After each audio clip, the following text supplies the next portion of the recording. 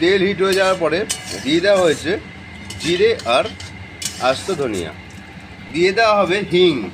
হিং দিয়ে একটু ভালো করে নেড়ে চেড়ে নিয়ে সিদ্ধ করা আলু এবার দিয়ে দেওয়া হচ্ছে ঝটপট। দিয়ে একটু ভালো করে নেড়ে চেড়ে নিচ্ছি আর চটজল শর্টে রেসিপি দেখো কী তৈরি হচ্ছে, ঝটপট তৈরি হয়ে যাবে। দিয়ে দেওয়া হচ্ছে বন্ধুরা স্বাদ মতো লবণ, সাদা লবণ, দিয়ে একটু ভালো করে নেড়ে চেড়ে নেওয়া হচ্ছে। দিয়ে দেওয়া হচ্ছে বন্ধুরা লাল মির্চি হালকা পরিমাণ, হালকাভাবে নেড়ে চেড়ে নেওয়া হয়ে গেল।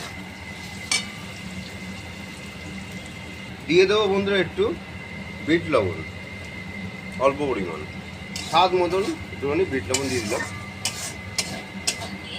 দেবো বন্ধুরা এবার হলুদ সামান্য পরিমাণ, চটজলদি শর্ট টাইমে রেসিপি তৈরি হয়ে যাবে। দিয়ে দেওয়া হচ্ছে বন্ধুরা জিরের গুঁড়ো, ভালো করে নেড়ে চেড়ে নিতে হবে, জলদি শর্ট টাইমে নেড়ে চেড়ে নিতে হবে।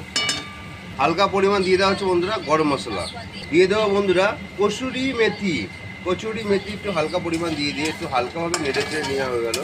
আর পরে দিয়ে দিচ্ছি কি বন্ধুরা ধনিয়া পাতা, একদম কাঁচা ধনিয়া পাতা, গাছ থেকে ছিঁড়ে নিয়ে এসেছি কিন্তু, ছিঁড়ে নিয়ে দিয়ে দিলাম ধনিয়া পাতা। চট জলদি শর্ট টাইমে রেসিপিটা তৈরি হয়ে যাবে, ঝটপট তৈরি হয়ে যাবে বন্ধুরা। চট জলদি তৈরি হলো কি বলতো বন্ধুরা, জিরে আলু ঝটপট কিন্তু তৈরি হয়ে গেল একদম, আর প্যাকিংও হয়ে যাচ্ছে বন্ধুরা। পার্সেল করে কিন্তু সবার কাছে পাঠিয়ে দেবো, আর বলো কমেন্ট করে কেমন হয়েছে।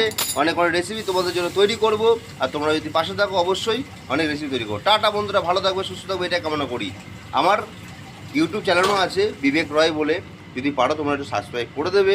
অনেক অনেক ভালোবাসা আমার তরফ থেকে, টাটা।